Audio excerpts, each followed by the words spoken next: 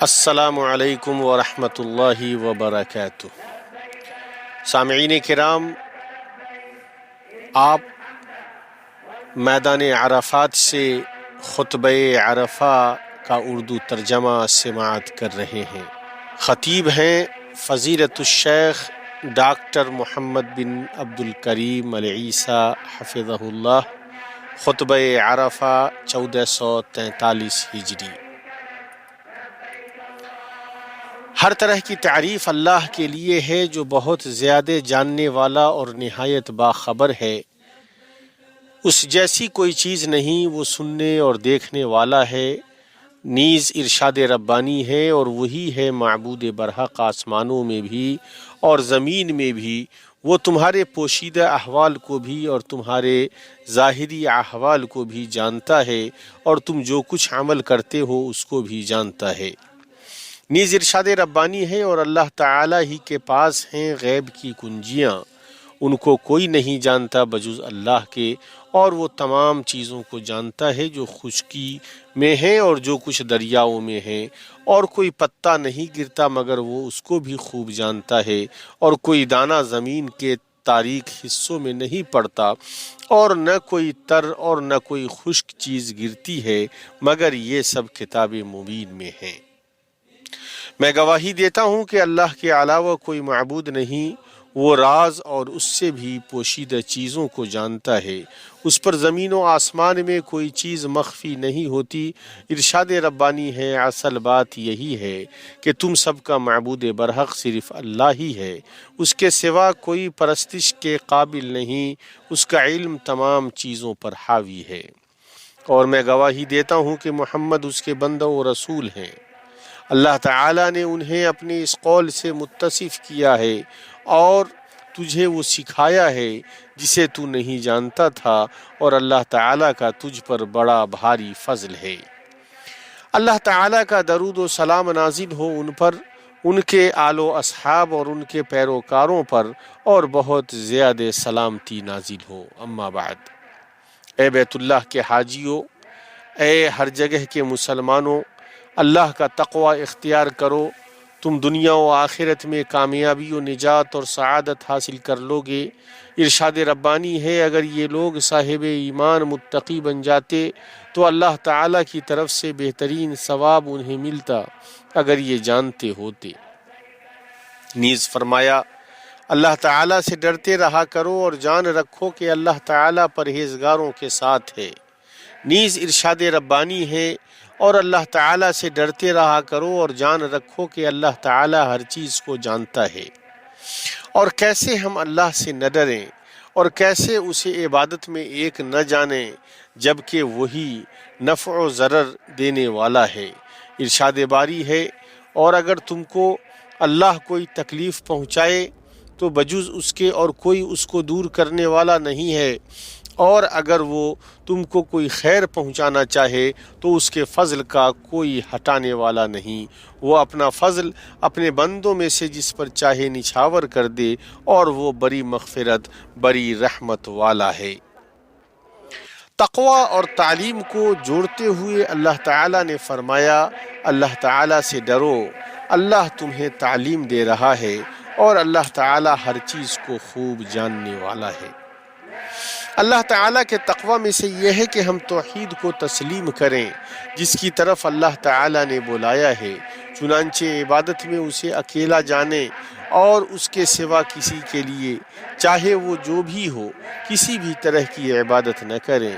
ارشاد ربانی ہے اے لوگو اپنے اس رب کی عبادت کرو جس نے تمہیں اور تم سے پہلے کے لوگوں کو پیدا کیا، یہی تمہارا بچاؤ ہے، جس نے تمہارے لیے زمین کو فرش اور آسمان کو چھت بنایا، اور آسمان سے پانی اتار کر اس سے پھل پیدا کر کے تمہیں روزی دی۔ خبردار باوجود جاننے کے اللہ کے شریک مقرر نہ کرو۔ اور یہی تمام انبیاء کرام کی دعوت رہی ہے، جیسا کہ ابراہیم علیہ السلام نے اپنی قوم سے کہا اللہ تعالیٰ کی عبادت کرو اور اس سے ڈرتے رہو، اگر تم میں دانائی ہے تو یہی تمہارے لیے بہتر ہے۔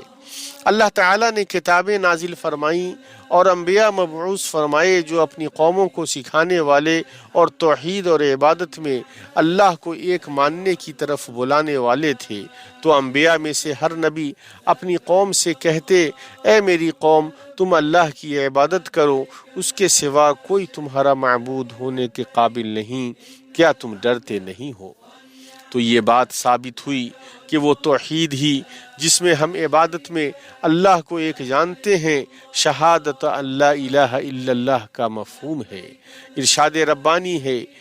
اللہ تعالیٰ ارشاد فرما چکا ہے کہ دو معبود نہ بناؤ، معبود تو صرف وہی اکیلا ہے، بس تم سب صرف میرا ہی ڈر رکھو، آسمانوں میں اور زمین میں جو کچھ ہے سب اسی کا ہے اور اسی کی عبادت لازم ہے، کیا پھر تم اس کے سوا اوروں سے ڈرتے ہو؟ تمہارے پاس جتنی بھی نعمتیں ہیں سب اسی کی دی ہوئی ہیں، اب بھی جب تمہیں کوئی مصیبت پیش آ جائے تو اسی کی طرف نالہ و فریاد کرتے ہو، اور جہاں اس نے وہ مصیبت تم سے دفع کر دی، تم میں سے کچھ لوگ اپنے رب کے ساتھ شرک کرنے لگ جاتے ہیں کہ ہماری دی ہوئی نعمتوں کی ناشکری کریں، اچھا کچھ فائدہ اٹھا لو، آخرکار تمہیں معلوم ہو ہی جائے گا۔ تو رسالت محمد صلی اللہ علیہ وسلم کی گواہی کے ساتھ اللہ کی توحید کی گواہی اللہ کی خوشنودی کے حصول کا سبب اور قیامت کے دن نجات کا سبب ہے۔ رسالت کی شہادت کے مفہوم میں سے یہ بھی ہے کہ رسول اکرم صلی اللہ علیہ وسلم نے جن چیزوں کی خبر دی ہے ان کی تصدیق کی جائے اور ان کے اوامر میں ان کی اطاعت کی جائے اور ان کے لائے ہوئے طریقے کے مطابق اللہ کی عبادت کی جائے، جیسا کہ ارشاد ربانی ہے، اے نبی، یقیناً ہم نے ہی آپ کو گواہیاں دینے والا، خوشخبریاں سنانے والا، آگاہ کرنے والا بنا کر بھیجا ہے، اور اللہ کے حکم سے اس کی طرف بلانے والا اور روشن چراغ۔ شہادتین اسلام کے ارکان میں سے سب سے پہلا رکن ہے، جیسا کہ اللہ کے نبی صلی اللہ علیہ وسلم نے فرمایا، اسلام کی بنیاد 5 چیزوں پر ہے، اس بات کی گواہی دینا کہ اللہ کے علاوہ کوئی معبود نہیں اور محمد اللہ کے رسول ہیں، نماز قائم کرنا، زکوٰۃ ادا کرنا، رمضان کے روزے رکھنا، جو بیت اللہ کی استطاعت رکھتے ہیں ان کے لیے بیت اللہ کا حج کرنا۔ اسلام کا دوسرا رکن نماز قائم کرنا ہے، ارشاد ربانی ہے، اور نماز قائم کریں، یقیناً نماز بے حیائی اور برائی سے روکتی ہے، بے شک اللہ کا ذکر بہت بڑی چیز ہے، تم جو کچھ کر رہے ہو اس سے اللہ خبردار ہے۔ زکوٰۃ اللہ کی کتاب میں نماز سے جڑی ہوئی ہے اور یہ اسلام کا تیسرا رکن ہے، اور وہ اس طرح ادا کی جائے کہ مالدار اپنے مال کا ایک حصہ زکوٰۃ کے مصارف کے لیے دے، جو سماجی تعاون اور مفاد عامہ میں حصہ داری کے سلسلے میں دین کے بعض محاسن کو ظاہر کرتی ہے۔ ارکان اسلام میں سے رمضان کے مہینے کا روزہ رکھنا اور بیت اللہ کا حج کرنا ہے۔ ارشاد ربانی ہے، اللہ تعالیٰ نے ان لوگوں پر جو اس کی طرف راہ پا سکتے ہوں اس گھر کا حج فرض کر دیا گیا ہے۔ حاجیوں، اس فریضے کی ادائیگی کے لیے راستے کو آسان کر کے یقیناً اللہ تعالیٰ نے تمہارے اوپر بڑا احسان کیا ہے، تو اس میں اپنے نبی صلی اللہ علیہ وسلم کے طریقے کی پیروی کرو۔ ارشاد نبوی ہے، تم مجھ سے اپنے نسک کے طریقوں کو لے لو۔ ارشاد ربانی ہے، حج کے مہینے مقرر ہیں، اس لیے جو شخص ان میں حج لازم کر لے وہ اپنی بیوی سے میل ملاپ کرنے، گناہ کرنے اور لڑائی جھگڑے کرنے سے بچتا رہے۔ تم جو نیکی کرو گے اس سے اللہ تعالیٰ باخبر ہے، اور اپنے ساتھ سفر خرچ لے لیا کرو، سب سے بہتر توشہ اللہ کا ڈر ہے، اور اے عقل مندو مجھ سے ڈرتے رہا کرو۔ اسی طرح اللہ کے نبی صلی اللہ علیہ وسلم نے دین کے دوسرے مراتب کو بیان فرمایا ہے، تو احسان یہ ہے کہ آپ اللہ کی عبادت اس طرح کریں گویا آپ اسے دیکھ رہے ہوں، اگر آپ اسے نہ دیکھ رہے ہوں تو وہ تمہیں دیکھ رہا ہے۔ ایمان کے ارکان میں سے یہ ہے کہ آپ اللہ پر، اس کے فرشتوں پر، اس کی کتابوں پر، اس کے رسولوں پر اور آخرت کے دن پر اور تقدیر کے اچھے اور برے ہونے پر ایمان رکھیں۔ تو اے اللہ کے گھر کے حاجیوں، اے ہر جگہ کے مسلمانوں، میں آپ سب کو اور خود کو اللہ کے تقوی کی وصیت کرتا ہوں، اس لیے کہ وہ سب سے بہترین توشہ ہے۔ اسی طرح میں آپ سب کو اور اپنے نفس کو نیکیوں کے کرنے میں جلدی کرنے کی وصیت کرتا ہوں۔ اللہ تعالیٰ فرماتا ہے، اور اپنے رب کی بخشش کی طرف اور اس جنت کی طرف دوڑو جس کا عرض آسمانوں اور زمین کے برابر ہے، جو پرہیزگاروں کے لیے تیار کی گئی ہے۔ نیز ارشاد ربانی ہے، اور نیک کام کرتے رہو تاکہ تم کامیاب ہو جاؤ۔ اللہ کے بندو، جان لو کہ خیر کے کاموں میں جلدی کرنے کی قبیل سے یہ ہے کہ اسلام کے ان اقدار کو اپنانے کی بھرپور کوشش کریں جو مسلمانوں کے طرز عمل اور سلوک کو تشکیل دیتے ہیں اور اسے اچھی طرح مہذب اور بہتر بناتے ہیں، اور ان سے ہمارے نبی کریم صلی اللہ علیہ وسلم متصف تھے، جیسا کہ رب جل وعلا نے بیان فرمایا ہے، یقیناً آپ عظیم اخلاق پر فائز ہیں۔ اور آپ علیہ الصلاۃ والسلام نے فرمایا، یقیناً قیامت کے دن میرے نزدیک تم میں سب سے محبوب اور میرا سب سے قریبی ہم نشین وہ ہے جو تم میں اخلاق کے اعتبار سے سب سے بہتر ہو۔ عام طور پر حسن خلق تمام لوگوں کے مابین ایک مشترک قدر ہے، مسلم اور غیر مسلم دونوں جس کا احترام کرتے ہیں، اس لیے کہ یہ قول و عمل میں اچھے رویے کا نام ہے۔ ارشاد ربانی ہے، لوگوں سے اچھی باتیں کہو۔ نیز ارشاد ربانی ہے، نیکی اور بدی برابر نہیں ہوتی، برائی کو بھلائی سے دفع کرو، پھر وہی جس کے اور تمہارے درمیان دشمنی ہے ایسا ہو جائے گا جیسے دلی دوست۔ جہالت اور بے وقوفی کا مقابلہ کرنے کے سلسلے میں اللہ سبحانہ کا ارشاد گرامی ہے، آپ درگزر کو اختیار کریں، نیک کام کی تعلیم دیں اور جاہلوں سے ایک کنارے ہو جائیں۔ نیز ارشاد ربانی ہے، پس آپ صبر کریں، یقیناً اللہ کا وعدہ سچا ہے، آپ کو وہ لوگ ہلکا یعنی بے صبرا نہ کریں جو یقین نہیں رکھتے، یعنی اس بات سے متنبہ رہیں کہ وہ آپ کو جھگڑوں اور ان کے نتائج کی طرف کھینچ نہ لے جائیں۔ ٹھوس اقدار کا مسلمان کسی جاہل یا متعصب یا رکاوٹ پیدا کرنے کی والے کی طرف متوجہ نہیں ہوتا ہے، وہ ہمیشہ اللہ تعالیٰ کے قول کو اپنے ساتھ رکھتا ہے۔ ارشاد ربانی ہے، اور جب بیہودہ بات کان میں پڑتی ہے تو اس سے کنارہ کر لیتے ہیں اور کہہ دیتے ہیں کہ ہمارے عمل ہمارے لیے اور تمہارے اعمال تمہارے لیے ہیں، تم پر سلام ہو، ہم جاہلوں سے الجھنا نہیں چاہتے۔ اسی طرح اسے معلوم ہوتا ہے کہ ایسے لوگوں سے الجھنا انہیں مشہور کرنے اور ان کے منصوبے کو کامیاب کرنے کا سبب ہوگا اور اس سے انہیں خوشی ہوگی، بلکہ ان میں سے بہت سارے لوگ تو اسے سہارا بنانے لگتے ہیں۔ لیکن فریب دہی کے خطرات کا پردہ فاش کیا جائے، اسی طرح واضح گستاخی کا جواب دیا جائے، اور یہ ساری چیزیں اسلام کی حکمت کے ساتھ کی جائیں۔ بیت اللہ کے حاجیوں، اے مسلمانوں، اسلام کے اقدار میں سے یہ ہے کہ ان تمام چیزوں سے دوری اختیار کی جائے جو باہمی نفرت، باہمی بغض اور باہمی تفریق پیدا کرتی ہیں، اور یہ کہ ہمارے تعاملات پر باہمی محبت و شفقت چھائی رہے۔ یہ اقدار اللہ کی رسی کو مضبوطی سے تھامنے کے مطالب میں سر فہرست ہیں، جیسا کہ ارشاد ربانی ہے، سب مل کر اللہ کی رسی کو مضبوطی سے تھامو اور فرقے میں نہ بٹو۔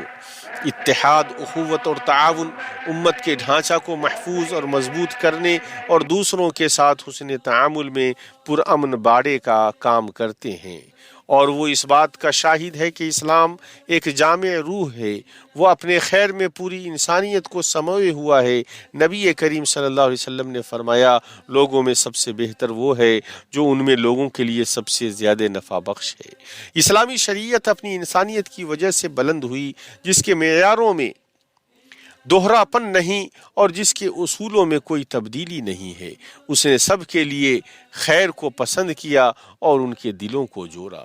انہی اقدار سے اسلام کا نور پھیلا اور دنیا کے کونے کونے میں تمام جہانوں تک پہنچا۔ وہ اس طرح کے اس خیر کی تبلیغ کے لیے پے در پے ایسے لوگ آئے جنہوں نے اللہ سے جو عہد کیا تھا اسے سچ کر دکھایا، تو اس نیک طریقے نے ہدایت یافتہ پیروکار تیار کیے جو اسلام کے طریقے پر چلے۔ اسی طرح راسخ اہل علم کا وضاحت کرنے کی ذمہ داری سنبھالنے میں مبارک اثر تھا، اور اس میں سے اسلام کے بارے میں غلط اور گمراہ تصورات کا مقابلہ کرنا ہے۔ بیت اللہ الحرام کے حاجیوں، تمہارے وقوف کی یہ جگہ دعا کی قبولیت کی جگہوں میں سے ہے۔